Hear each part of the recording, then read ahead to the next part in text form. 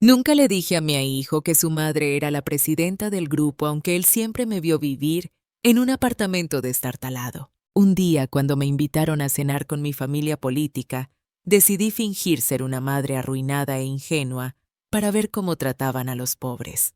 Pero en el momento en que crucé la puerta de ese restaurante, todo cambió. Lo que sucedió esa noche destrozó a mi nuera y a su familia de una manera que nunca imaginaron. Nunca le conté a mi hijo lo que se siente al sostener un bolígrafo Montblanc con incrustaciones de oro frío e implacable mientras se desliza sobre un contrato valorado en 12 millones de euros. Él no tiene idea del zumbido sordo del aire acondicionado en la sala de juntas del piso 42, donde el aire es tan enrarecido y frío que te cuesta respirar literalmente. Javier, mi hijo, solo conoce mis manos agrietadas por el líquido de fregar platos y el persistente olor a cebolla en el cardigan raído de su madre. Doña Carmen, si no liquidamos estos activos hoy mismo, la parte italiana retirará el capital. No levanté la vista. Sabía que Fernando, el director financiero, estaba sudando frío. Podía escuchar los latidos de su corazón acelerados a través de su camisa perfectamente planchada. Giré ligeramente mi sillón de cuero, dirigiendo la mirada hacia la ventana panorámica, contemplando la ciudad de Madrid, encogiéndose como un juguete a mis pies. Fernando, dije, mi voz grave y desprovista de emoción, mis ojos fijos en el horizonte donde la torre Picasso reflejaba la luz implacable del sol. ¿Sabe por qué la leona caza mejor que el león? La sala de juntas se quedó en un silencio sepulcral. 6 hombres con trajes caros contuvieron la respiración. Porque tienen paciencia, me giré mirando directamente a los ojos de Fernando. Tragó saliva con dificultad. Los italianos están yendo de farol. Nos necesitan más de lo que nosotros a ellos. Mantenga el precio. Si se van por la puerta, que se vayan. 5 minutos después, volverán a llamar. Firmé. El documento de rechazo al acuerdo con un garabato rápido, el sonido de la pluma, raspando el papel fue tan cortante como una cuchillada. Cerré la tapa del bolígrafo con un clic seco poniendo fin a cualquier debate. Se levanta la sesión. Todos se apresuraron a recoger sus carpetas. Me quedé sentada esperando hasta que el último hombre salió de la habitación. El silencio regresó envolviéndome. Este era mi mundo. Frío, despiadado, pero seguro. Aquí yo era doña Carmen de la Vega, la dama de hierro del sector inmobiliario madrileño. Pero esta obra estaba a punto de terminar. Era hora de la segunda función. Me puse de pie caminando rápidamente hacia mi despacho privado cerrado con doble seguridad de huella dactilar. Marta, mi fiel asistente desde hace 15 años, ya me esperaba en la puerta. No dijo nada, solo me entregó en silencio una bolsa de tela de lona gastada del tipo que la gente usa para ir al mercado a comprar patatas en oferta. «¿El coche está esperando en la puerta de Atetás?», pregunté quitándome los pendientes de perlas de los mares del sur y arrojándolos a una caja de terciopelo. «Listo, señora. El chofer es nuevo, sabe guardar silencio», respondió Marta con los ojos bajos tomando el blazer de diseñador que acababa de quitarme. Entré en mi baño privado. Frente al gran espejo observé a la mujer poderosa que se reflejaba. Maquillaje impecable, moño alto y elegante. Comencé a desmaquillarme. Capa tras capa de base. Desapareció revelando las patas de gallo alrededor de mis ojos y las leves manchas de la edad en mis pómulos que me había costado una fortuna ocultar. Me solté el pelo revolviéndomelo ligeramente con los dedos para darle un aspecto despeinado. Me cambié el vestido de seda por uno de flores gris claro, un tejido barato que se estropearía con solo 2 lavados a máquina. Me puse el cardigan de lana con un punto suelto en la manga izquierda. Finalmente me calcé los zapatos planos de suela gastada.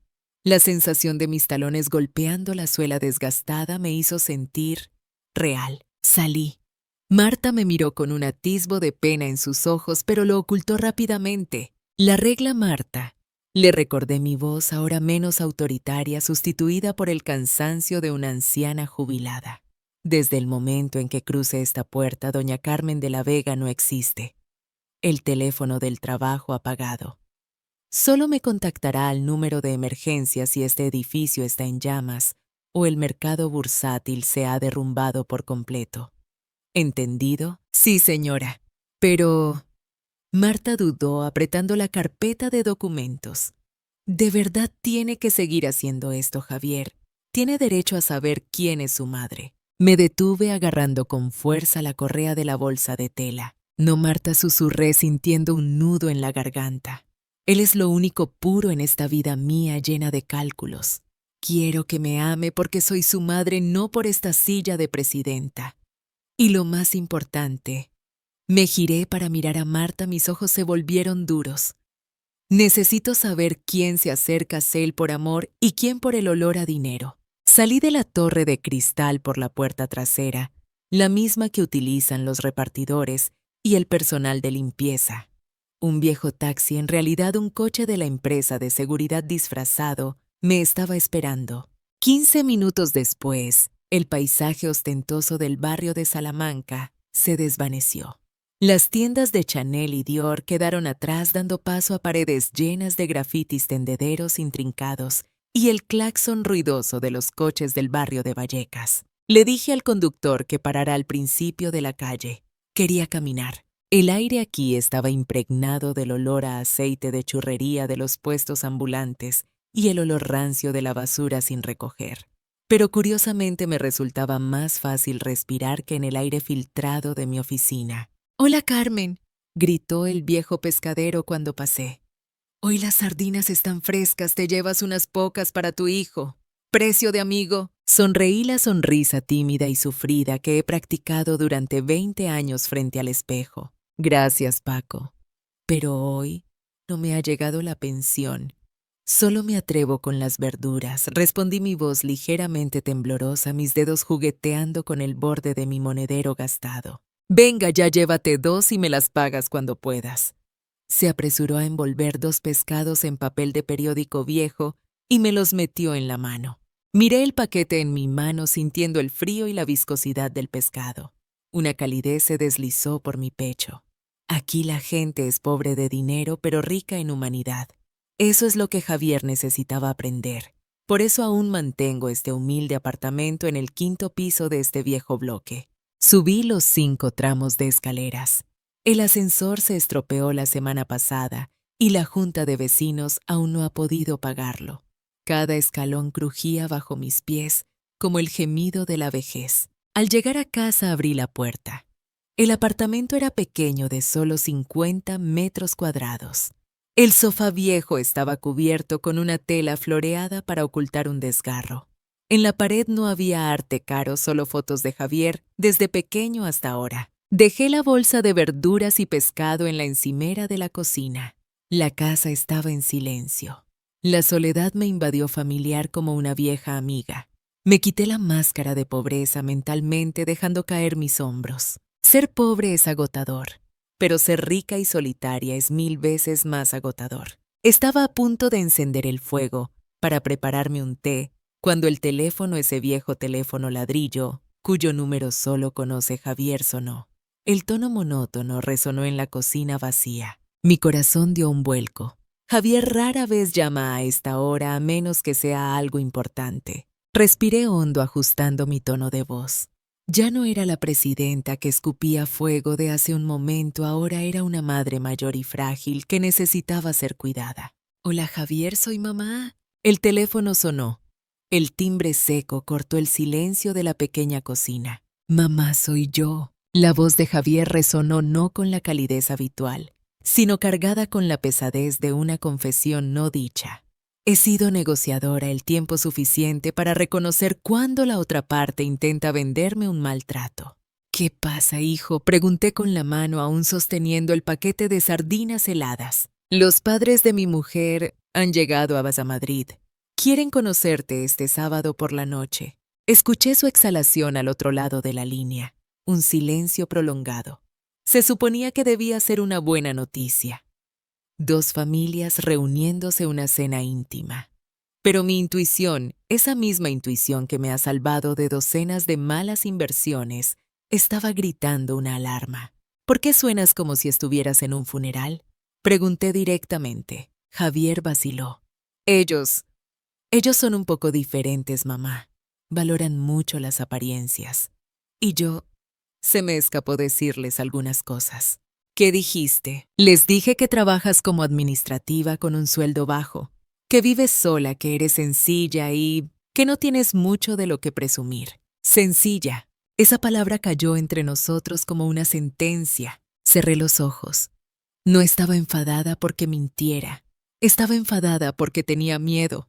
Mi hijo, a quien enseñé a mantener la cabeza alta ante cualquiera, ahora temía que su propia madre, o más bien, la imagen empobrecida que él tiene de mí, manchara la imagen perfecta de la familia de su esposa. Él decidió por su cuenta empequeñecerme para encajar en el molde que consideraba seguro frente a sus suegros. Me despojó de mi dignidad, antes incluso de que yo pudiera poner un pie en ese restaurante. ¿Son muy ricos, hijo?, pregunté con voz ligera. Sí, respondió Javier rápidamente, como si esa fuera su única excusa. Son muy ricos y suelen juzgar. Bajé la mirada hacia mis manos que temblaban ligeramente. No temblaban por la vejez, sino por una profunda decepción. Javier pensaba que el dinero era lo único que protegía a las personas del desprecio. Mi hijo estaba agachando la cabeza ante ellos y, lo que es peor, quería que yo también la agachara. Entiendo, dije, cortando la incomodidad de Javier. ¿Quieres que vaya allí e interprete el papel de una anciana pobre y resignada para que ellos se sientan superiores, verdad? No, no es eso, yo solo, balbuceó Javier. Solo quiero que todo salga bien. Mamá, por favor, no te lo tomes a mal si dicen algo desagradable. No te lo tomes a mal. Esa era su propuesta de acuerdo. Quería que me tragara la humillación por el bien de la paz. Un fuego helado se encendió en mi pecho. Muy bien. Si mi hijo quiere una madre pobre y si mis consuegros quieren un saco de boxeo, les daré el gusto. Iré allí, no para declarar la guerra, sino para evaluar. Quiero ver cuál es el precio de esa paz que Javier está pagando. Y quiero ver, cuando no tenga nada en mis manos, con qué ojos me miran. Está bien, Javier. Iré. Seré la madre más sencilla que jamás hayan conocido. Colgué el teléfono tajantemente. Me levanté y fui hacia el armario. Saqué aquel vestido gris desgastado, la tela áspera rozando la piel de mis manos. Esto ya no era un disfraz, era un espejo. Lo llevaré a esa cena ostentosa. Si ellos son oro de verdad, verán al ser humano dentro del vestido roto. Pero si solo son metal barato bañado en oro, solo verán la pobreza. Y entonces sabré lo que tengo que hacer. Arrojé el vestido sobre la cama.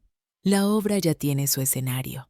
Es hora de que salga la actriz principal. El dormitorio estaba sumido en la penumbra del atardecer. Levanté el vestido gris. El olor a naftalina vieja me golpeó la nariz acre y sofocante. Era el olor del olvido, el olor de las cosas abandonadas en el fondo de un armario. Me puse el vestido.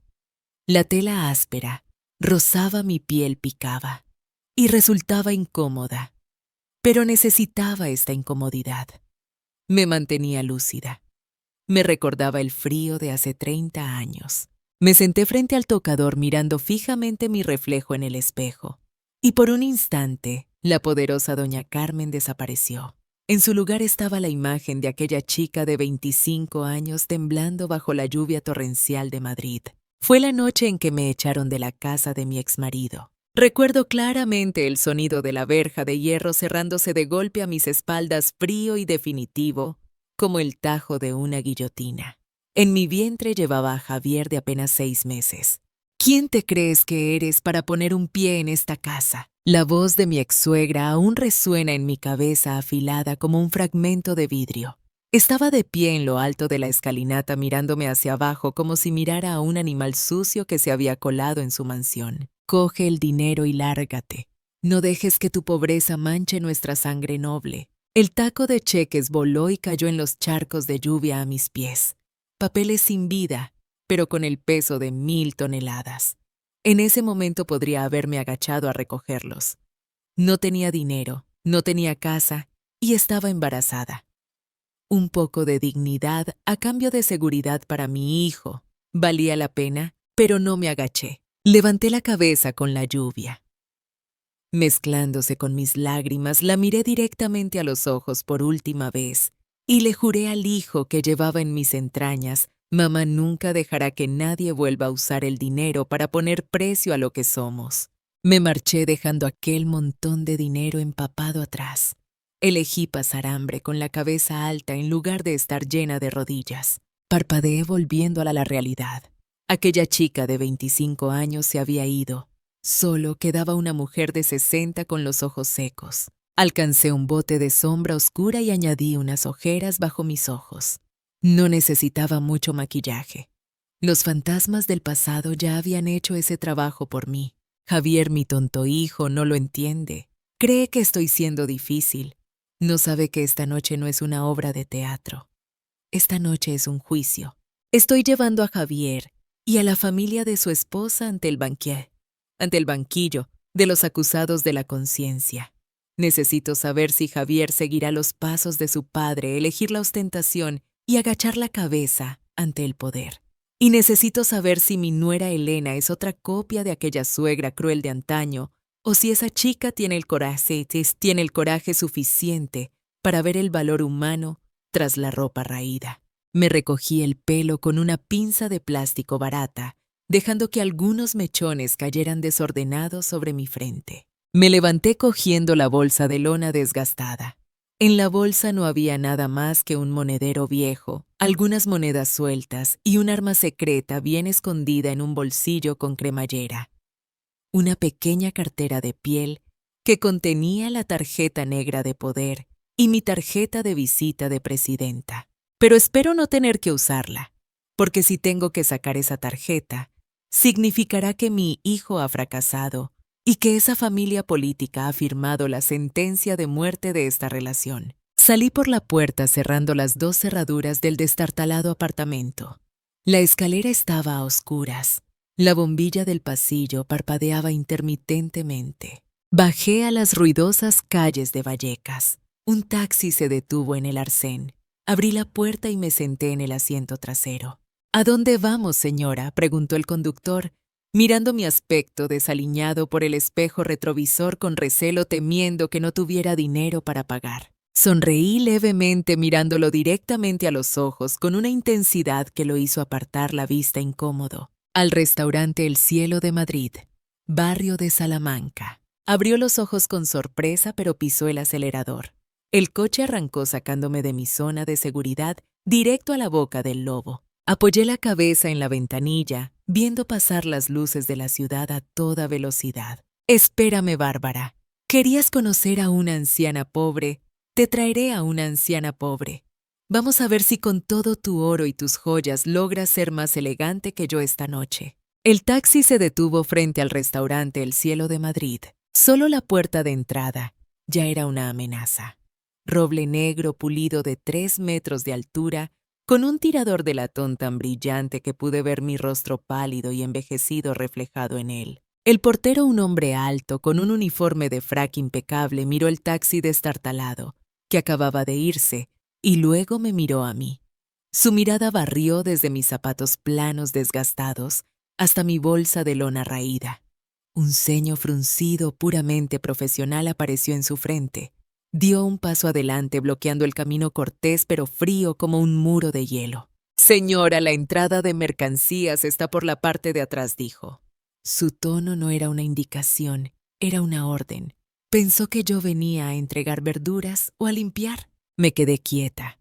El viento nocturno de Madrid se colaba a través de mi fino cardigan helado. «No soy repartidora», respondí con voz suave, ligeramente temblorosa al estilo de una anciana débil, pero mi mirada se clavó directamente en sus ojos. «Tengo una reserva para cenar. Mesa de los señores Reyes». El apellido Reyes, el apellido de mis consuegros, parecía tener peso. Se detuvo momentáneamente desconcertado. Me miró de nuevo, la sospecha aún no se había disipado, pero las reglas profesionales le obligaron a retroceder. «Disculpe, pase por favor». Abrió la puerta. Crucé el umbral e inmediatamente fui engullida. El aire dentro era espeso, olía a dinero, olor a trufa, a vino, añejo a perfume Chanel 5, intenso, y el susurro de conversaciones de clase alta envueltas en terciopelo. La luz de la gigantesca araña de cristal en el techo caía deslumbrante. Me quedé allí en medio del vestíbulo de mármol sintiéndome como una mancha de tinta negra y fea goteando sobre un mantel blanco inmaculado. Los invitados vestidos con elegancia pasaban a mi lado. Me miraban de reojo y se giraban al instante como si mirarme demasiado tiempo pudiera contagiarles la pobreza. Pero no sabían una cosa, estaban pisando mi suelo. Este edificio, este restaurante pertenece a Vega Inversiones. Yo soy la casera. Pero esta noche la dueña interpreta el papel de la intrusa. Mamá, una voz familiar, pero llena de tensión resonó. Miré hacia el gran ventanal que daba a la calle Serrano. Javier estaba allí. Llevaba el traje negro que le compré por su cumpleaños el año pasado, pero parecía encogido dentro de él. Tenía los hombros tensos, la cara pálida. Caminó rápidamente hacia mí, pero no para abrazarme, sino para bloquear la visión de los demás. «Ya estás aquí», susurró, mirando nerviosamente a su alrededor. «Mamá, ven por aquí rápido». Me guío a través del comedor principal. Sentí docenas de miradas clavándose en mi espalda. El sonido de los cubiertos tocando la porcelana pareció detenerse por un segundo. Y entonces los vi. En la mejor mesa redonda, justo al lado del ventanal, había 3 personas sentadas como reyes en sus tronos. Elena, mi nuera, estaba encogida en una esquina.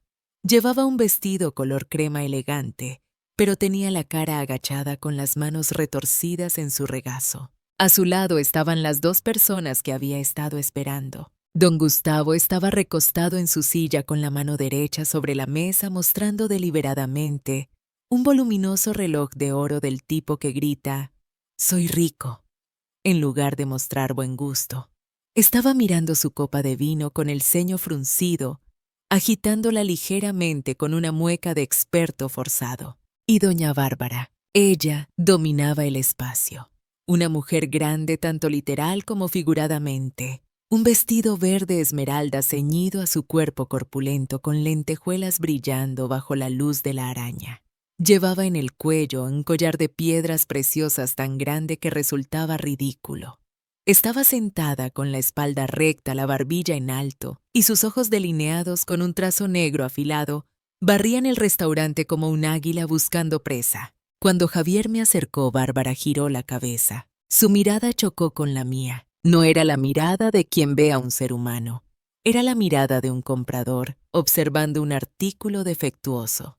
Escaneó desde mis zapatos viejos hasta mi bolsa de tela, se detuvo en el punto suelto de mi jersey y finalmente me miró a la cara. En ese instante vi que la comisura de sus labios se levantaba ligeramente. No era una sonrisa de bienvenida. Era una sonrisa de satisfacción. Había ganado antes de que la batalla comenzara. Veía a una anciana pobre y sabía que ella era la reina de la noche. «Mamá, papá», dijo Javier con la voz ronca por la ansiedad. «Esta es mi madre, doña Carmen». Bárbara no se levantó. Simplemente extendió una mano llena de anillos con los dedos rígidos fría. «Oh», exclamó alargando el sonido con sarcasmo. «Así que esta es la señora Carmen. Hemos oído a Javier hablar mucho de su sencillez». Enfatizó la palabra sencillez como si fuera una palabrota sucia. Tomé esa mano. Estaba fría, fofa y resbaladiza por la crema cara. Un apretón de mano sin fuerza, el apretón de alguien acostumbrado a dar órdenes con el dedo, no a trabajar. «Hola», respondí haciendo mi voz pequeña y temblorosa. A propósito, abrazando mi bolsa de tela contra mi pecho con la otra mano como si temiera que me robaran. «Gracias por invitarme a un lugar tan lujoso. En toda mi vida nunca había visto un sitio tan hermoso». Gustavo soltó un resoplido bebiendo un sorbo de vino sin siquiera mirarme. «Bueno, había que enseñarle lo que es el Madrid de clase alta», dijo con voz grave y prepotente. «Siéntese. No se quede ahí estorbando a los camareros». Javier me acercó la silla, en la posición más alejada frente a la pareja, como el lugar de un acusado ante el tribunal. Me senté. El mantel blanco inmaculado frente a mí estaba tan limpio que me daba miedo tocarlo. La trampa se había cerrado. Creen que soy un ratón perdido en la boca del lobo. No saben que este ratón trae consigo la peste. El camarero regresó y depositó un grueso menú encuadernado en cuero frente a cada uno. Lo abrí. Tal como predije, el menú no estaba en español. Todo estaba en francés, en letra cursiva y sofisticada. Y lo más importante, mi menú no tenía precios, una regla no escrita en los restaurantes de 5 estrellas para las invitadas, para que no tengan que preocuparse por el coste. Pasé la página fingiendo entornar los ojos, deslizando el dedo sobre el papel como una anciana que tiene dificultades para leer la letra. Oiga, Carmen, la voz de Bárbara sonó dulce pero gélida. Ni siquiera había abierto su propio menú. Estaba mirando fijamente mis manos. Si le resulta demasiado difícil de entender, solo dígalo. El menú aquí está lleno de términos técnicos. Para alguien que no acostumbra a ir a restaurantes de categoría, es difícil elegir. Levanté la vista y me encontré con su mirada. Sus ojos delineados con fuerza se entrecerraron esperando mi vergüenza. Sí, respondí con un hilo de voz. No sé qué son estos platos. La letra es muy pequeña. Bárbara se volvió hacia su marido, esbozando una leve sonrisa de burla, y luego se dirigió al camarero que esperaba. Póngale la pechuga de pollo a mastilla a la plancha, sin salsa de crema, sin especias fuertes. El estómago de la gente mayor de pueblo seguramente no está acostumbrado a digerir comida compleja. No me preguntó qué quería comer. Pidió por mí como si pidiera para una niña de 3 años o para una enferma. Pechuga de pollo, el plato más barato y más insípido de todo el restaurante. Y para nosotros la bandeja de jamón ibérico 5J del mejor, continuó Gustavo, tamborileando sus dedos llenos de anillos de oro sobre la mesa, acompañado de una botella de Vega Sicilia, único de 2012. Recuerde decantarlo durante 20 minutos. Excelente, señor. El camarero hizo una profunda reverencia y retiró mi menú tan rápido que ni siquiera tuve tiempo de cerrarlo. Me quedé sentada con las manos sobre el regazo apretando la tela áspera de mi vestido.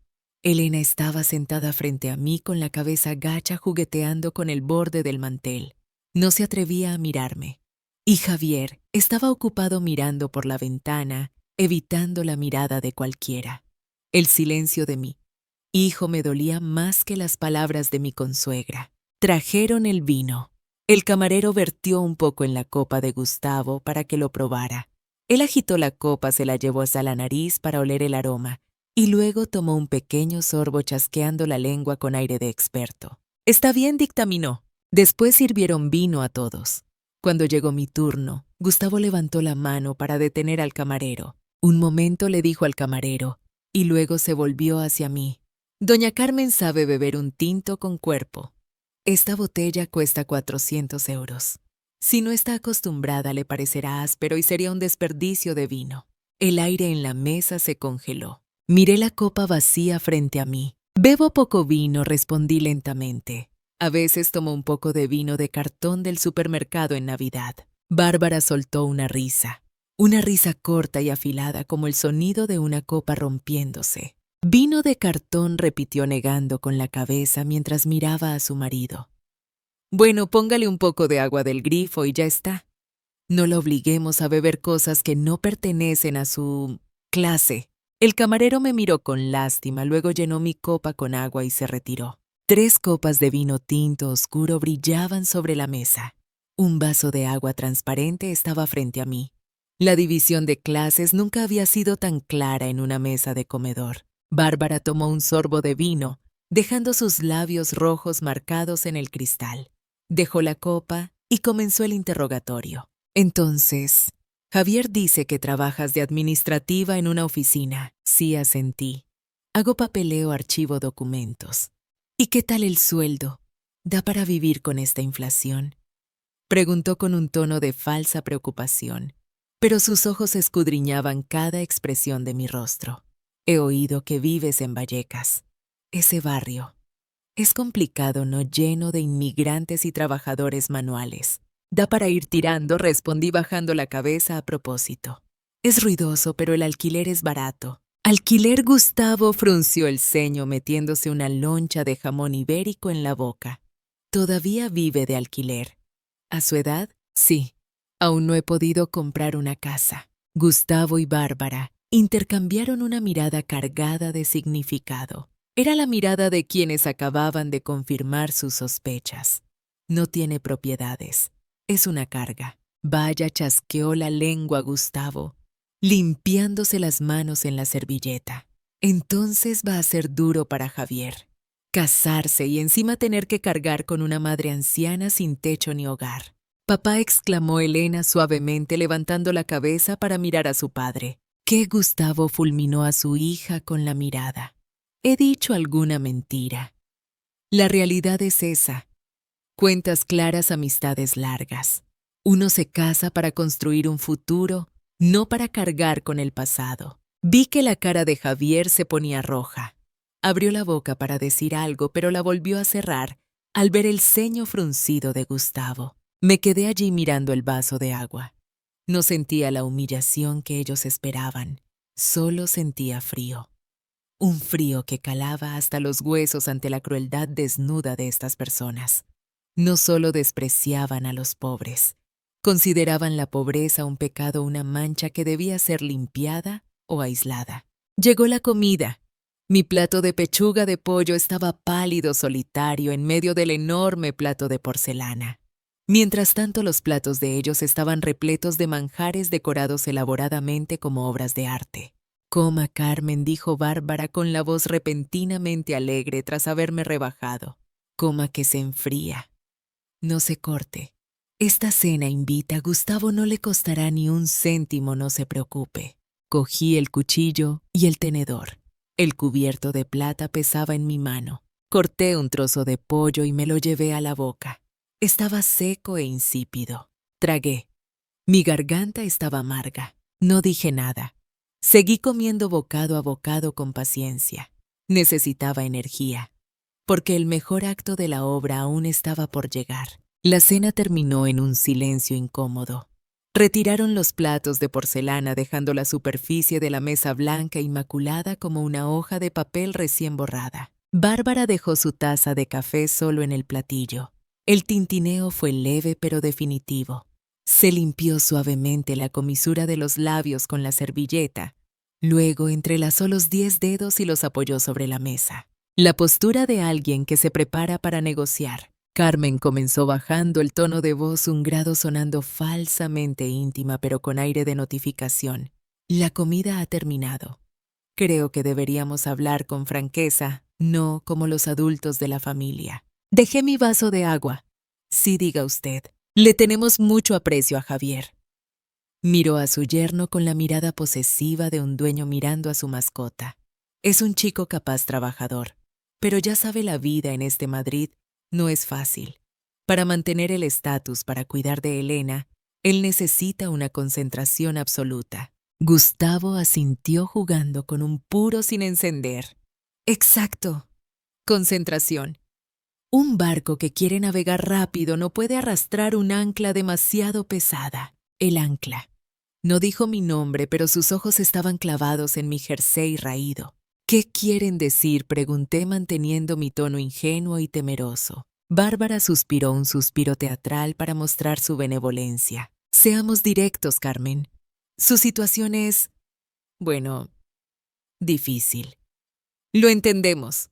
Javier es un hijo devoto, siempre preocupado, corriendo de un lado a otro hasta ese barrio de Vallecas, para ver si usted sigue viva.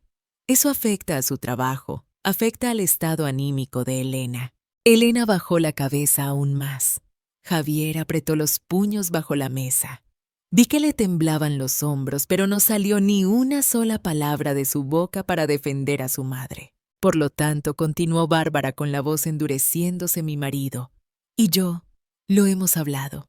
Queremos ofrecerle una solución, un paquete de ayuda financiera para usted. Arqueé levemente una ceja.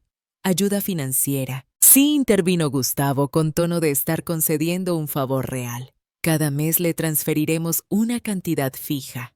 Considérelo una pensión de jubilación. Para que viva más cómoda, compre mejor comida y no tenga que preocuparse por el alquiler. Hizo una pausa para dar efecto y luego soltó la cifra, 700 euros. 700 euros. Lo miré a él y luego miré la botella de vino vacía de 400 euros que acababan de beberse en una hora. Estaban tasando mi vida, mi presencia, mi dignidad por el valor de menos de 2 botellas de vino. 700 euros al mes, repetí lentamente. No lo desprecies, se apresuró a decir Bárbara con voz afilada. Para su nivel de vida, en ese barrio marginal, esa cantidad es una fortuna. Podrá vivir holgadamente, incluso le sobrará. Y a cambio pregunté, ¿qué tengo que hacer para recibir ese dinero? Bárbara sonrió, la sonrisa más gélida que había visto en toda la noche. Es simple. Usted acepta el dinero y da un paso atrás. No llame a Javier todos los días para quejarse. No le obligue a ir a visitarla los fines de semana. No aparezca en nuestros eventos familiares si no está invitada. Deje que los chicos tengan su espacio.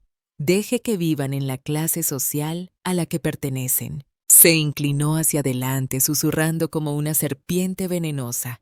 En resumen, usted acepta el dinero para desaparecer discretamente de la vida de los chicos, para que Javier no tenga que avergonzarse más de sus orígenes. Sentí como si la sangre se me congelara en las venas. Me giré para mirar a Javier. Mi hijo. El hijo por el que pasé noches en vela cuando tenía fiebre, el hijo por el que rechacé cualquier oportunidad de volver a casarme, para darle todo mi amor. Javier, dije su nombre. Mi voz ya no temblaba. ¿Qué piensas de esta oferta? ¿Te parece que tu madre es una vergüenza que vale 700 euros? Javier levantó la vista. Tenía los ojos enrojecidos, pero llenos de cobardía. Miró a sus suegros, luego me miró a mí, y su voz se rompió débil. Mamá, 700 euros es mucho dinero. Estarás menos apurada. Creo que deberías aceptarlo. Ellos solo quieren lo mejor para ti. Lo mejor para ti. Mi corazón se hizo añicos. No por la crueldad de Bárbara, sino por la complicidad de Javier. Había vendido a su madre. No había malvendido a su madre por 700 euros para comprar una paz falsa en esta jaula de oro. Me recosté en la silla. Esa postura encorvada y temerosa desapareció por completo. Miré directamente a los ojos de Bárbara, luego a Gustavo, y finalmente me detuve en Javier. La decepción había tocado fondo, y cuando se toca fondo solo queda un camino: impulsarse hacia arriba. Vaya, dije tomando la servilleta para limpiarme la boca con calma, con un movimiento decidido y elegante, exactamente como lo hago en las cenas diplomáticas. Una oferta interesante, muy interesante. Vi a Gustavo fruncir el ceño. Notó el cambio en mi tono. Pero tengo una pregunta, continué, mi voz resonando clara, afilada, sin rastro del temblor de la vejez. Ustedes tasan mi ausencia en 700 euros. Entonces, en cuanto tasan su propia ignorancia, el espacio se quedó en silencio absoluto. Bárbara abrió los ojos de par en par. ¿Qué acaba de decir?, siseó ella. He dicho, me puse de pie empujando la silla hacia atrás con decisión. El sonido de las patas arrastrándose por el suelo de mármol sonó estridente que sus 700 euros ni siquiera me llegan para la propina del personal de servicio de esta noche. Metí la mano en mi raída bolsa de lona. Ha llegado el momento de enseñarles a las ratas quién es el gato. ¿Se ha vuelto loca? Bárbara se levantó de golpe. La silla arrastrada hacia atrás chirrió contra el suelo. Su cara estaba roja de ira, la gruesa capa de maquillaje parecía a punto de agrietarse. ¿Sabe lo que está diciendo? 700 euros de propina. ¿Hasta cuándo piensa seguir con este teatro? Gustavo también la fulminó con la mirada, golpeando la mesa con la mano. Javier, llévate a tu madre de aquí inmediatamente. Está empezando a desvariar. Esto es consecuencia de la senilidad y la miseria. Javier se levantó apresuradamente con el rostro drenado de sangre. Me agarró del brazo, sus dedos temblorosos se clavaron en la lana de mi jersey. Mamá, por favor, susurró suplicante. No montes un escándalo. Vámonos. Me estás asustando. Miré la mano de mi hijo aferrándose a la mía. Una mano débil. Me solté de su agarre con un movimiento suave pero firme, haciendo que Javier retrocediera un paso, tambaleándose. Apártate, Javier, dije sin mirarlo. Mis ojos buscaban a otra persona. Alcé la mano y chasqueé los dedos. Un clic seco y nítido que cortó el murmullo de todo el restaurante. En la entrada, el jefe de sala, un francés llamado Jean-Claude, famoso por ser el hombre más arrogante y exigente de Madrid, estaba dando instrucciones al personal. Al oír el chasquido se giró con molestia, dispuesto a regañar a algún cliente maleducado. Pero cuando su mirada se posó en mí, la mujer con el vestido roto erguida en medio de la sala, la expresión de su rostro cambió espectacularmente. Pasó de la molestia a la incredulidad, luego al terror y finalmente a una reverencia absoluta. Se precipitó hacia nuestra mesa rápido como el viento, apartando a dos camareros que le bloqueaban el paso. Señora Vega, tartamudeó Jean-Claude, con gotas de sudor perlando su frente. Hizo una reverencia tan profunda que su nariz casi tocó el mantel. Señora presidenta, yo no sabía que venía. El personal de la puerta no me avisó. Es una negligencia imperdonable. La mesa entera se quedó petrificada. Bárbara se quedó boquiabierta, sus ojos iban de Jean-Claude a mí. Gustavo sostenía su copa, pero le temblaba tanto la mano que el vino se derramó. Elena levantó la cabeza con los ojos abiertos de par en par por el asombro. Y Javier estaba allí plantado como una estatua, moviendo la boca sin que saliera ningún sonido. No pasa nada, Jean-Claude, dije con un tono tan tranquilo como si hablara del tiempo. Entré por la puerta de atrás. Estaba interpretando un pequeño papel. Pero parece que la obra termina antes de lo previsto. Sí, señora Jean-Claude. Sacó un pañuelo para secarse la frente. ¿Qué necesita? ¿Le cambio a la mesa VIP inmediatamente o prefiere que abra un reservado? No hace falta, hice un gesto con la mano. La comida ha terminado. Trae el datáfono. Señora, ¿la casa invita a esta comida? Tráelo, le corté con voz gélida. Nunca como gratis, a costa de nadie. Especialmente cuando necesito enseñar a otros una lección sobre el valor de las cosas. Jean-Claude hizo una señal apresurada. Un camarero corrió con el TPB en la mano, ofreciéndomelo con ambas manos temblorosas. Metí la mano en mi raída bolsa de tela y saqué la pequeña cartera de piel. De su interior extraje la tarjeta American Express Centurion. Su color negro azabache absorbió la luz de la lámpara de araña, irradiando una autoridad silenciosa. La arrojé sobre el mantel blanco. El sonido del titanio golpeando la porcelana produjo un clank estridente. Bárbara miró fijamente esa tarjeta como si hubiera visto un fantasma. Sabía lo que era. Cualquiera que presuma de ser rico sabe lo que es. Es el billete de entrada a la verdadera élite, algo que ni siquiera el dinero garantiza poder comprar. Cobra la cuenta de toda esta mesa. Ordené a Jean-Claude, manteniendo mis ojos fijos en Gustavo. Y Jean-Claude, sí señora, añade 700 euros de propina para ti, dije enfatizando cada palabra. Exactamente la misma cantidad con la que este caballero pretendía comprar mi dignidad. Jean-Claude miró a Gustavo con desprecio y luego inclinó la cabeza. Gracias, presidenta. Es usted demasiado generosa. Me volví hacia Gustavo.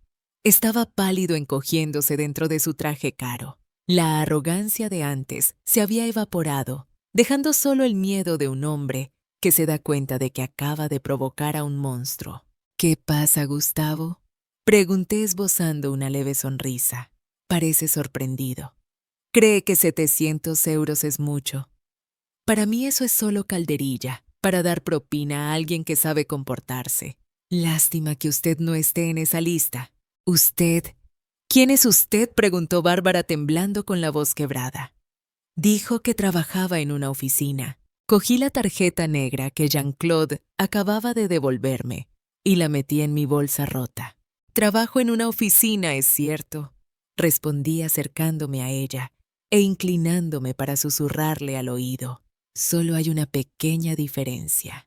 Mi oficina está en el último piso de la Torre Vega, el mismo lugar donde su marido lleva 3 meses enviando solicitudes de crédito desesperadamente. Bárbara se derrumbó en su silla. Parecía como si le hubieran arrancado la columna vertebral. Me giré hacia Javier. Me miraba con lágrimas en los ojos. «Mamá», No me llames mamá, ahora dije, mi voz ya no tenía ira, solo cansancio. Te di la oportunidad de defenderme, Javier. Esperé a que dijeras una sola palabra, pero elegiste los 700 euros. Recuerda este momento. Cogí mi bolsa de tela y me di la vuelta para marcharme. Jean-Claude y todo el personal se inclinaron respetuosamente a mi paso. Nadie se atrevió a decir una palabra. El silencio que envolvía la mesa no era por educación, era por miedo. La máscara había caído, y bajo la máscara de una anciana pobre acababan de ver el verdadero rostro del poder. Salí del comedor, el sonido de mis suelas resonando rítmicamente sobre el suelo de mármol. Jean-Claude trotaba a mi lado con la espalda aún ligeramente encorvada, con un aire servil que daba pena. «Señora presidenta», susurró con voz llena de preocupación, «haré que mi chofer privado la lleve a casa. ¿O prefiere quedarse en la suite presidencial del hotel de al lado? Esta noche hace mucho frío». Me detuve en el vestíbulo. El aire aquí todavía olía a perfume caro, pero ahora solo lo sentía sofocante. «No es necesario», dije, ajustándome la correa de la bolsa de tela. «Vine en taxi y me iré en taxi». «No hagas un escándalo. No quiero que mañana la prensa titule «La presidenta Vega finge ser pobre para ir a cenar». Sí entiendo su discreción. Jean-Claude. Sí, mañana por la mañana llama al director del departamento de crédito del grupo, dije cambiando mi tono a un modo puramente profesional. Dile que busque el expediente de solicitud de préstamo de la constructora Reyes & Partners, a nombre de Gustavo Reyes. Jean-Claude tragó saliva. Era lo suficientemente inteligente para entender lo que estaba pasando. «¿Quiere que cancele ese expediente?» No negué levemente con la cabeza. Cancelarlo sería demasiado fácil. Dile al departamento de crédito que ese expediente necesita una reevaluación de procedimiento especial, que revisen cada factura de impuestos, cada título de propiedad, cada deuda incobrable. Alarga el proceso 3 meses. O 6. Miré a Jean-Claude. La gente rica con dignidad no necesita préstamos urgentes, ¿verdad que espere? Jean-Claude asintió repetidamente con la cara pálida. Transmitiré sus palabras textualmente mañana a las 8 en punto. El castigo económico no es denegar el préstamo. El castigo más aterrador es dejar la esperanza en suspenso. Dejaré que Gustavo viva en la incertidumbre esperando un flujo de efectivo salvavidas que nunca llegará tal como él me hizo esperar respeto esta noche. La pesada puerta de roble se abrió. El viento nocturno de Madrid entró de golpe helado. «Mamá, mamá, espera». El sonido de zapatos de cuero corriendo sobre el suelo de piedra. No necesitaba girarme para saber quién era. Javier salió corriendo del restaurante jadeando. Tenía la corbata torcida y el pelo revuelto. No parecía un arquitecto de éxito, sino un niño que acababa de perder a su madre en el supermercado. Jean-Claude intentó dar un paso para detenerlo, pero levanté la mano para indicarle que retrocediera. Javier se detuvo frente a mí con los brazos caídos. Me miró a mí la madre con el vestido roto y luego miró a Jean-Claude, que se inclinaba respetuosamente. La confusión era evidente en sus ojos. «Mamá». «¿Qué es esto?». Su voz se rompió. «Presidenta, la Torre Vega, ¿por qué nunca me lo dijiste?». Miré directamente a los ojos de mi hijo. La luz amarillenta de las farolas iluminaba su rostro pálido. «¿Para qué, Javier?», pregunté. «Para que presumieras ante tus suegros de que tu madre es 10 veces más rica que ellos. Para que te sentaran en la cabecera de la mesa en esa familia». «No, quiero decir», balbuceó tirándose del pelo. «Si lo hubiera sabido, no habría dejado que te trataran así. No habrías aceptado los 700 euros», le interrumpí. Javier se quedó callado. Bajó la cara. «Ese es el problema, hijo», dije con voz grave y triste. «Si necesitas saber que soy rica para defenderme, entonces esa defensa es para mi bolsillo, no para mí». Un taxi se acercó. No era el coche de lujo que ofreció Jean-Claude, sino un taxi público blanco con la franja roja diagonal familiar en Madrid. Abrí la puerta. Mamá Javier se acercó agarrando el borde de la puerta para impedir que la cerrara. Tenía los ojos llenos de lágrimas. Lo siento. Soy un cobarde. Sé que soy un cobarde. Pero Elena está embarazada. Solo quería que las cosas fueran bien. Tenía miedo de que su padre cortara la ayuda. Esa noticia me hizo detenerme un segundo. Embarazada. Voy a ser abuela. Debería alegrarme. Pero en este momento solo sentí una oleada de amargura. Mi nieto nacerá en esa jaula de oro asfixiante educado por personas que miden la calidad humana por la etiqueta de la ropa. Quité la mano de Javier de la puerta. Si has elegido ser un marido obediente, entonces vuelve ahí dentro, dije señalando hacia el restaurante brillantemente iluminado. Vuelve a la mesa. No desperdicies esa botella de 400 euros. Y no hagas esperar a tu suegro, mañana va a recibir malas noticias del banco. Entonces necesitará que lo consueles. Mamá, no te vayas así. Vete a casa, Javier, dije por última vez. Cuando tengas las agallas suficientes para levantar la cabeza, ven a buscarme. Ahora estoy cansada. Cerré la puerta de golpe. Un sonido seco puso fin a la conversación. ¿A dónde vamos, señora?, preguntó el conductor. A Vallecas, respondí sin volver la cabeza para mirar a mi hijo que se quedó allí parado, desamparado en medio del viento frío. El coche arrancó. Miré por el espejo retrovisor. La figura de Javier se hizo pequeña, cada vez más pequeña hasta ser engullida por las luces ostentosas del barrio de Salamanca. Me recosté en el asiento y cerré los ojos. No derramé ninguna lágrima. Las lágrimas son para los débiles. En cuanto a mí, esta noche he ganado una partida de ajedrez, pero acabo de perder a un hijo. El taxi aceleró en la noche dejando atrás las luces amarillentas del barrio rico. El aire dentro del coche estaba cargado de olor a tabaco frío, impregnado en la tapicería mezclado con un ambientador de pino barato. Un olor vulgar penetrante, pero en este momento me resultaba 1000 veces más agradable que la mezcla de perfume Chanel y desprecio de aquel restaurante. Me quedé quieta con las manos aún abrazando con fuerza mi bolsa de tela. Mis nudillos estaban blancos. La adrenalina de la batalla acababa de disiparse, dejando un leve temblor recorriendo mi espalda. No por frío, sino por vacío. Acababa de ganar una gran partida. Había aplastado la arrogancia de Gustavo, humillado a Bárbara y dado a Javier una lección que nunca olvidaría. Pero, ¿por qué no sentía satisfacción? ¿Por qué sentía como si acabara de prender fuego con mis propias manos a la casa que había construido con tanto esfuerzo durante los últimos 35 años? Perdone, señora. Sonó la voz del conductor ronca y prudente. Me miró por el espejo retrovisor.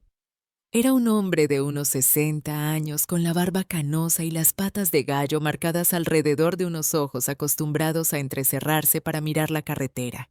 No quiero ser entrometido, pero ese joven de antes era su hijo. Miré por la ventanilla. Los edificios lujosos empezaban a escasear, cediendo el paso a bloques de apartamentos de hormigón antiguo. Lo fue, respondí con la voz ligera como una brisa. Ahora es el yerno de otra persona. El conductor asintió como si hubiera escuchado esa historia miles de veces en sus turnos de noche. Lo entiendo, dijo. Llevo 40 años conduciendo en este Madrid. He visto a mucha gente salir de ese restaurante. Algunos ríen, otros lloran. Pero usted es la primera que sale caminando de esa manera. ¿De qué manera?, pregunté con curiosidad. Como un general que acaba de ganar la batalla, pero ha perdido a todo su ejército, observó con una agudeza que me sobresaltó. Dejaron que se fuera en taxi. Ese tipo del traje. Yo elegí ir en taxi, corregí. Es mejor ir a pie que agachar la cabeza en un coche de lujo. El conductor soltó una carcajada, una risa áspera pero sincera. Golpeó el volante con la mano. Buena, esa es muy buena, señora. Es mejor ir a pie que agachar la cabeza en un coche de lujo. Echó un vistazo a mi aspecto por el espejo. Viendo cómo va vestida, supongo que no es clienta habitual de ellos. ¿Usted es la pariente pobre del pueblo? Sonreí con amargura. Este disfraz funcionaba demasiado bien. Exacto, mentí. Soy la pariente pobre, muy pobre. No pasa nada, se encogió de hombros. La pobreza de dinero tiene fácil cura. te toca la lotería y listo. Pero la pobreza de espíritu, como la de esos ricos que suelo llevar, esa no tiene remedio. Ayer llevé a uno con un traje estupendo, me dio 50 céntimos de propina y me llamó inútil porque no tenía suelto para el cambio. ¿Le parece gracioso? Muy gracioso, susurré. El coche se detuvo en un semáforo en rojo. Miré la tarjeta negra de poder que yacía inertemente dentro de mi bolsa de tela. Podría comprar su compañía de taxis entera ahora mismo. ¿Pero importaba eso? No. Lo importante es que en este momento un desconocido me estaba tratando con el respeto de un ser humano a otro solo porque me veía tan pobre como él. Esta amabilidad desinteresada era algo que toda la familia Reyes junta no podría comprar. Ya estamos en Vallecas, anunció cuando el coche giró hacia la calle familiar, con las paredes llenas de grafitis. ¿Dónde se baja? Número 42. El portal con la pintura azul descascarillada. El coche se detuvo. Miré el taxímetro. 25 euros. Saqué el monedero. En el compartimento de los billetes solo me quedaba uno de 50 euros. Se lo tendí. Quédese con el cambio, dije. Él tomó el billete mirándome con los ojos abiertos de par en par. Señora, esto es demasiado.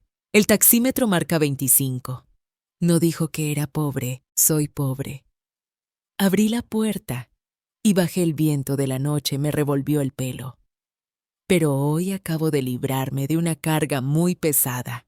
Considérelo el precio de la libertad. Cerré la puerta. El conductor me miró. Luego asintió con un gesto de profundo respeto en lugar de dar las gracias. El coche arrancó y desapareció. Me quedé sola frente al portal del destartalado bloque de apartamentos. La farola parpadeaba. El ladrido de un perro resonaba a lo lejos. Aquí es donde vivo.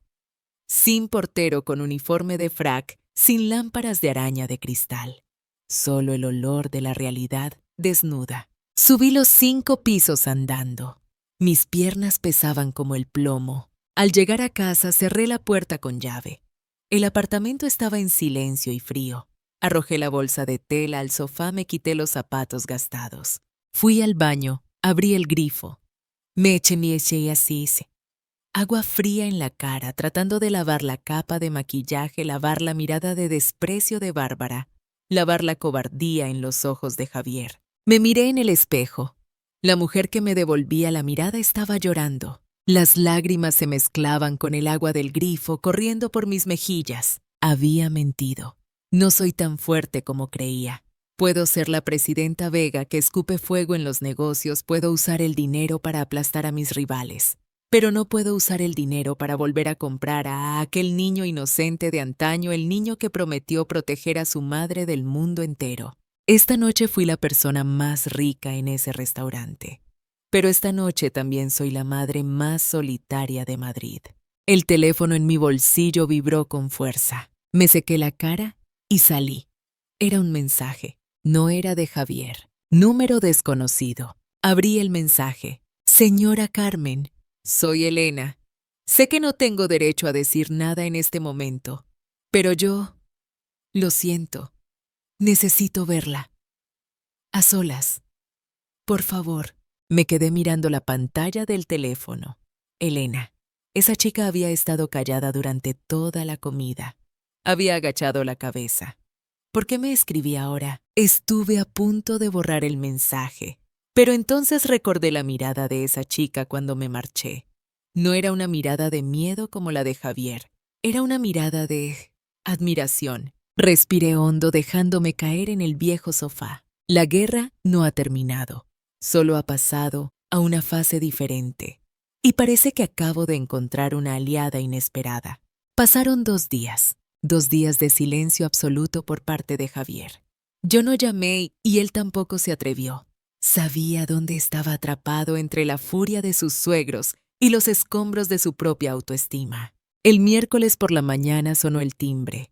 Un timbre corto, tímido. Cerré mi tableta ocultando los gráficos financieros en caída libre de Reyes & Partners.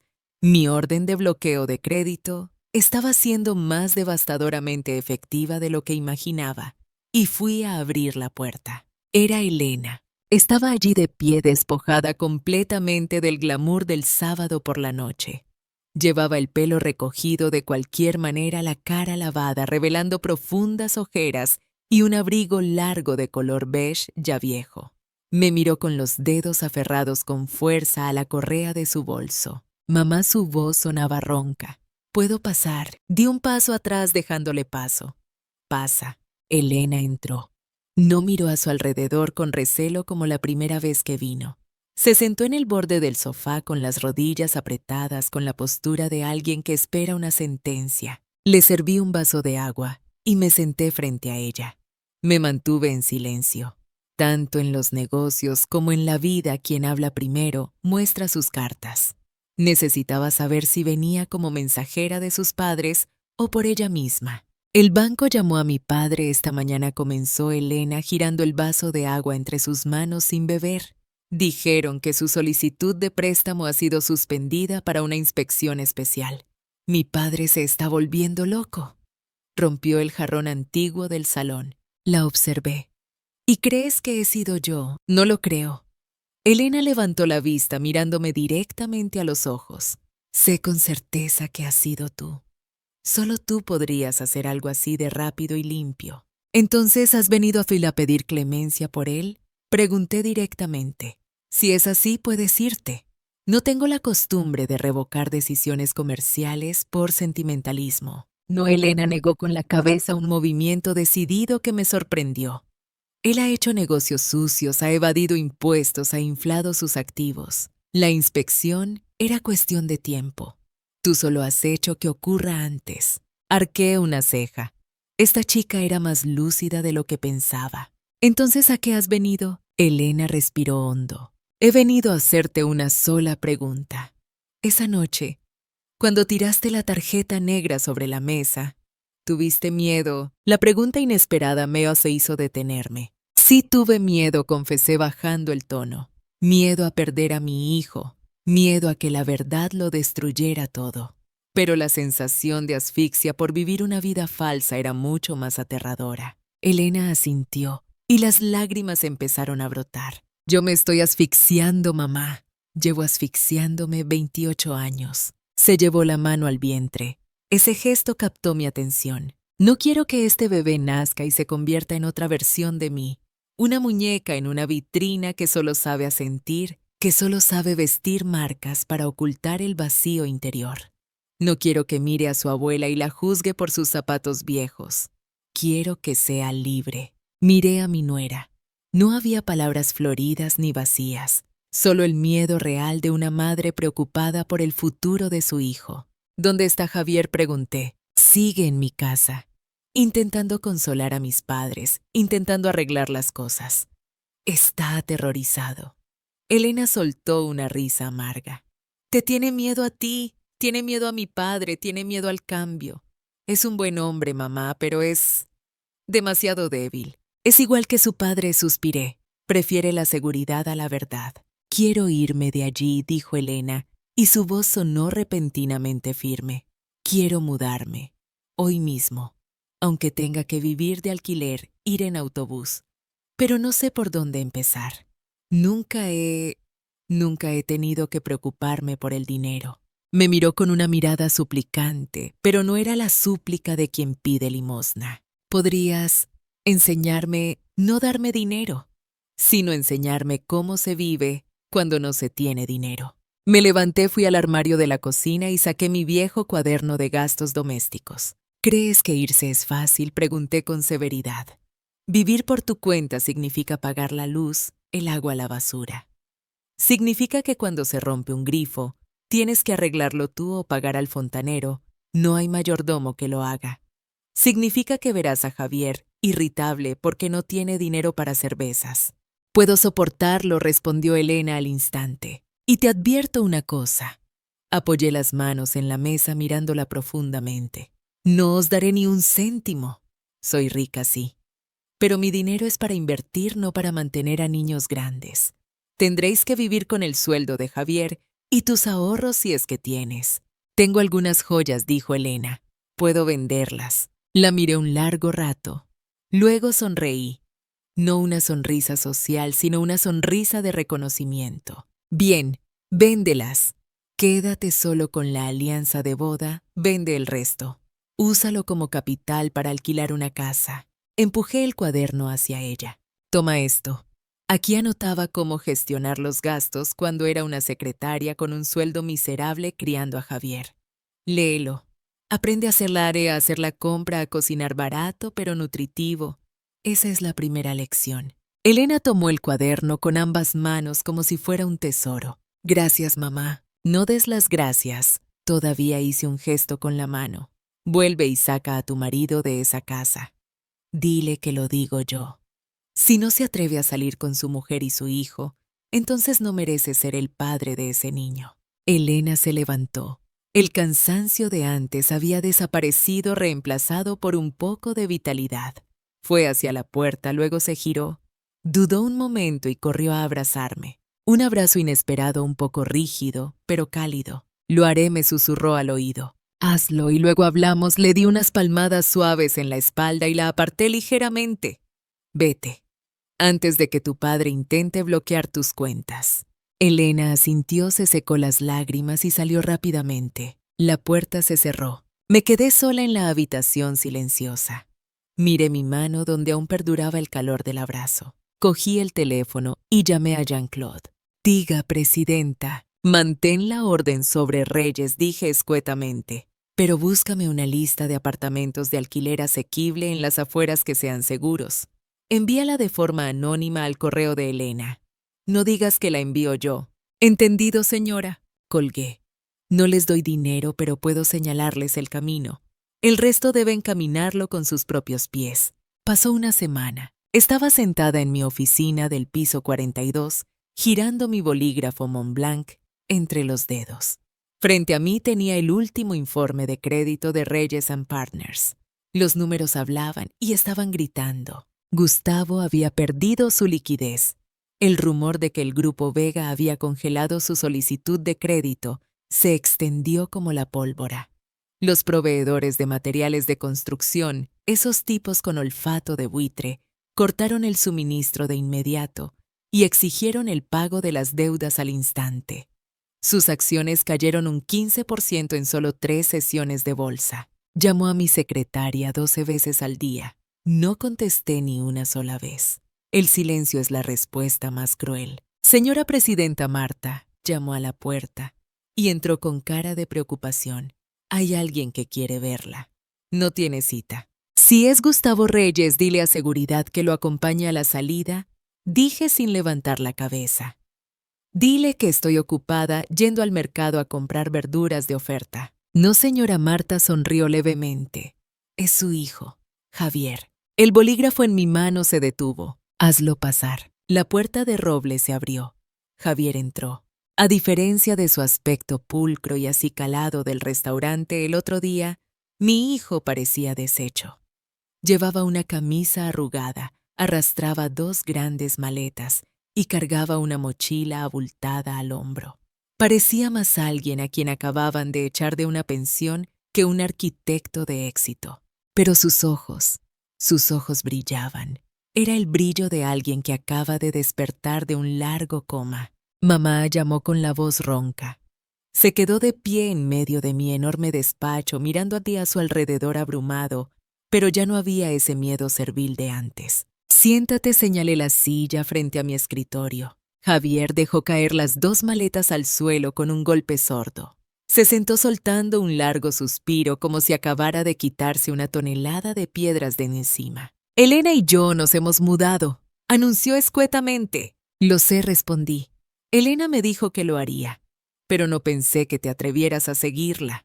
Javier sonrió una sonrisa torcida pero aliviada. No tenía otra opción, mamá. O me iba con mi mujer o me quedaba siendo un títere de mis suegros para toda la vida. Se recostó en la silla mirando al techo. ¿Sabes qué pasó cuando Elena anunció que nos íbamos? Cuéntamelo, entrelacé los dedos escuchando atentamente. La Tercera Guerra Mundial. Javier negó con la cabeza. Gustavo lanzó una copa de vino contra la pared, se hizo añicos. Gritó que si cruzaba la puerta me despediría, que bloquearía todos mis contactos en el sector de la arquitectura para que no encontrara trabajo en ningún sitio. Dijo que me moriría de hambre. ¿Y qué dijiste tú? Le dije. Hazlo, papá. Pero antes de preocuparte por mi plato de comida, deberías preocuparte por tu propia empresa que está ahogada en deudas. Solté una carcajada. Muy buena. Se puso morado de rabia, continuó Javier con voz más animada. Y Bárbara se puso a llorar interpretando el papel de «me está dando un infarto». Llamó a Elena hija ingrata por abandonar a sus padres en momentos difíciles. Pero Elena estuvo genial, mamá. Solo dijo una frase: «No estoy abandonando a mis padres. Solo me niego a hundirme con este barco». Asentí. Elena había aprendido la lección muy rápido. «¿Y dónde estáis ahora?», pregunté. «Alquilamos un apartamento pequeño en las afueras de la lista anónima que le enviaste a Elena». Javier me miró con gratitud. Es minúsculo, del tamaño del baño de los reyes.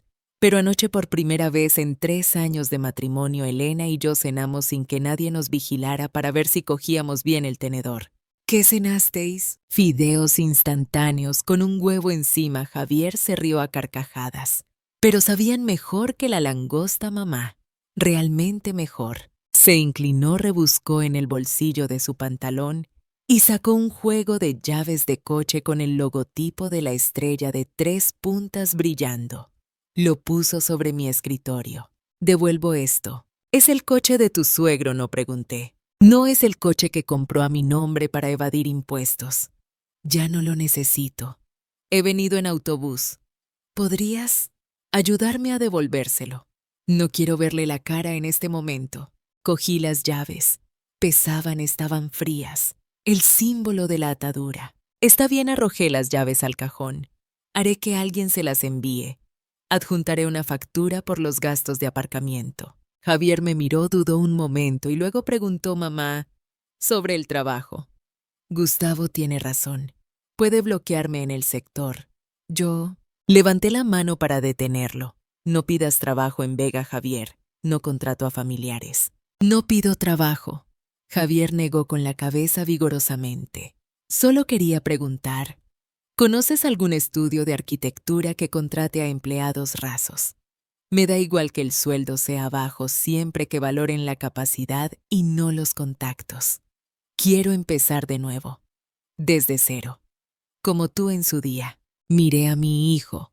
Por primera vez en 35 años vi mi propio reflejo en él. No físicamente, sino en ese ego tenaz que se estaba formando. Había aceptado soltar el traje ostentoso para ponerse la camisa de trabajo. Cogí una nota adhesiva, escribí rápidamente un nombre y un número de teléfono. «Llama a este número. Estudio de Arquitectura López. El director es un tipo difícil, odia a muerte a los enchufados. Si demuestras que tienes talento, te aceptará. Pero si eres vago, te dará una patada y te mandará a la calle en 2 días. No tengo acciones allí, así que no esperes que intervenga». Javier tomó el papel con los ojos brillantes. «Gracias, mamá. Eso es más que suficiente». Se levantó cogiendo las 2 maletas. «Tengo que irme. Elena me espera en casa para limpiar. Está aprendiendo a usar la lavadora de carga superior, una de esas viejas». Javier lo llamé cuando llegaba a la puerta. Se giró. «El sábado que viene por la noche», dije. «Iré a cenar. Quiero comer fideos instantáneos con huevo. Pero asegúrate de comprar huevos de corral». Javier sonrió de oreja a oreja. Una sonrisa infantil y feliz que no veía desde hacía mucho tiempo. «Sí, señora presidenta. Prepararé también pepinillos en vinagre». La puerta se cerró. Giré mi silla mirando por la ventana. El Madrid de ahí abajo seguía siendo ruidoso y apresurado. Gustavo y Bárbara seguían allí ahogándose en el pantano de deudas que ellos mismos habían creado. Pero ya no importaban. Se habían convertido en pasado. El futuro estaba en ese apartamento minúsculo de las afueras donde había 2 niños grandes aprendiendo a hervir huevos y una pequeña vida a punto de nacer con el apellido Vega, lleno de orgullo. Alcancé el teléfono y marqué la extensión interna. «Marta cancela la reunión de esta tarde». «¿Por qué, señora?».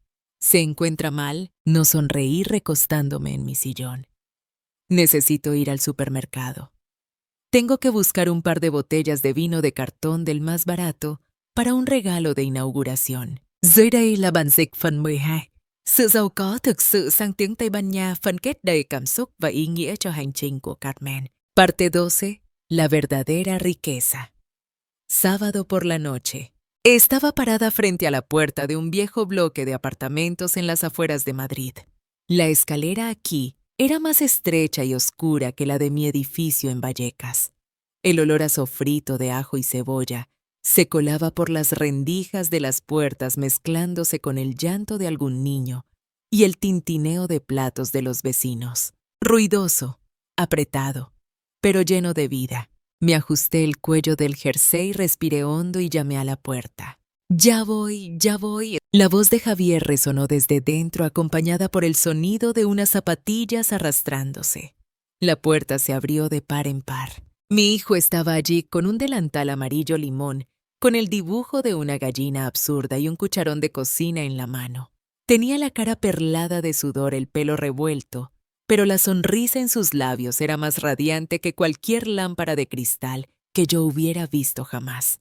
«Mamá ha llegado», exclamó abriendo los brazos para darme un abrazo de oso sin importarle que el olor a grasa se impregnara en mi ropa. «Suéltame, señor chef». Me reí dándole unas palmaditas en la espalda. «Traigo regalos». Levanté 2 cajas de vino de cartón Brick del más barato que encontré en el supermercado. De ese de 2 euros el litro con el cartón arrugado. Tal y como pediste, le guiñé un ojo. Vino de gran reserva, cosecha de ayer. Javier soltó una carcajada tomando el vino como si recibiera un Chateau Margaux de colección. Entré en la casa. El apartamento era minúsculo, de apenas 40 metros cuadrados. El salón estaba unido a la cocina y al dormitorio. No había más muebles que una mesa de comedor de contrachapado barato, 3 sillas desparejadas que cojeaban probablemente compradas de segunda mano y un colchón tirado directamente en el suelo. Pero en un rincón había una cuna de mimbre, vieja pero forrada con sábanas blancas inmaculadas. Elena estaba junto al hornillo de gas portátil removiendo una olla de caldo que hervía a borbotones. Al verme apagó el fuego apresuradamente, se secó las manos en el delantal y corrió hacia mí. Mamá me cogió las manos. Sus manos ya no estaban blandas por la crema hidratante. Estaban más ásperas con las uñas cortas y tenía una pequeña marca de quemadura en el pulgar. La cicatriz del trabajo, la cicatriz de la libertad. La casa está hecha un desastre, perdona, mamá, dijo Elena apartándose tímidamente un mechón de pelo de la frente. Si la casa estuviera limpia, se podría comer del suelo, respondí con naturalidad sentándome en una silla de plástico roja. He venido a comer fideos, no a una inspección de sanidad. Sirvieron la cena. 3 cuencos de fideos instantáneos humeantes coronados con un huevo poco hecho con la yema líquida, un poco de cebollino y pepinillos en rodajas. El vapor subía en espirales empañando las gafas de leer que acababa de ponerme. Servimos el vino de cartón en 3 vasos de agua porque aún no tenían dinero para copas. El color del vino era de un rojo pálido y el sabor ácido y áspero. Venga. Javier levantó su vaso por la inauguración de la casa, por la libertad y por la abuela Carmen. Chocamos los vasos. El sonido del vidrio barato golpeando contra el vidrio sonó sordo, nada que ver con el cristal de Baccarat. Pero para mí fue el sonido más hermoso del mundo. Sorbí un poco del caldo de los fideos. Salado, picante, quemaba la lengua. Estaba 10.000 veces más rico que aquella pechuga de pollo seca de 80 euros del restaurante de 5 estrellas. ¿Qué tal está mamá?, preguntó Javier nervioso, esperando el veredicto de la presidenta. Está bien, asentí cogiendo un trozo de huevo, pero la próxima vez cuece el huevo 30 segundos más. La yema se te está escurriendo por la barba. Los 3 nos echamos a reír. La risa resonó en la estrecha habitación, colándose en cada grieta de la pared, llenando el vacío que el dinero nunca podría llenar. Miré a esos 2 niños comiendo con voracidad. Vi cómo Javier le ponía más huevo a su mujer con ternura como Elena le secaba el sudor a su marido. Vi la felicidad, no esa felicidad que se exhibe en Instagram o en fiestas lujosas, sino la felicidad desnuda, cruda, construida con sudor y valentía. La familia Reyes se había derrumbado. Las noticias de la mañana informaban que Gustavo estaba siendo investigado por fraude financiero a gran escala. Bárbara estaba vendiendo poco a poco su colección de bolsos para pagar deudas. Tenían millones de euros, pero lo habían perdido todo el honor a sus hijos y el sueño tranquilo. Y yo estaba sentada aquí en una silla de plástico endeble, bebiendo vino agrio con un jersey viejo. En mi bolsillo la tarjeta negra Centurion seguía allí fría y poderosa. Seguía siendo la presidenta del Grupo Vega. Podría comprar todo este edificio si quisiera, pero esta noche no necesitaba usarla, porque me di cuenta de que la verdadera riqueza no es un número en una cuenta bancaria, no son los rascacielos. Tampoco es el temor reverencial de los empleados. La verdadera riqueza es la capacidad de rechazar inclinar la cabeza ante los arrogantes, rechazar que el dinero te ponga precio, rechazar vivir la vida que otros han planeado para ti. Y sobre todo es la capacidad de sentarse a comer un cuenco de fideos instantáneos con las personas que amas y sentir que no te falta nada en este mundo. ¿En qué piensas, mamá?, preguntó Elena interrumpiendo mis pensamientos. Dejé el vaso sonriendo a mis dos hijos. Estaba pensando, dije despacio, que la inversión en vosotros dos ha sido la inversión más rentable de mi vida. La cena terminó tarde. Javier y Elena me acompañaron hasta la puerta del taxi. Vuelve con cuidado, mamá. Javier me tomó la mano. Su mano ahora era más firme, tenía más fuerza. Trabaja duro en el estudio del señor López, le advertí. No hagas que me llame para quejarse. Lo sé. Me senté en el coche. El taxi arrancó. Bajé la ventanilla, saludando con la mano a esos dos niños parados bajo la luz amarillenta de la farola, abrazándose en el viento frío, pero con sonrisas cálidas. El coche giró hacia la avenida principal, rumbo a Vallecas. Recliné la cabeza en el asiento. Una sensación de paz absoluta se extendió por mi pecho. Mañana volveré a ponerme mi traje elegante, entraré en la sala de juntas y dirigiré mi imperio. Pero esta noche y todas las noches a partir de ahora sé quién soy. Soy Carmen. No soy la mujer pobre. Tampoco soy la presidenta poderosa. Solo soy una mujer libre. Y esa es la verdadera definición de realeza. Queridos oyentes, la verdadera aristocracia no se mide por el peso de las joyas, sino por la entereza del alma. A menudo en nuestro afán por proteger a los nuestros olvidamos que la dignidad silenciosa siempre resuena más fuerte que la vanidad ruidosa. La herencia más valiosa que podemos dejar a nuestros hijos no son propiedades ni cuentas bancarias, sino la libertad de ser auténticos y el coraje de no agachar la cabeza ante nadie. Porque al final del día la riqueza que realmente importa es aquella que nos permite dormir con la conciencia tranquila y despertar con el corazón lleno. Si esta historia ha tocado alguna fibra de su corazón o les ha hecho pensar en su propia familia, les invito a compartirla con sus seres queridos y a dejarnos su opinión. Que tengan una vida llena de paz, dignidad y verdadera abundancia.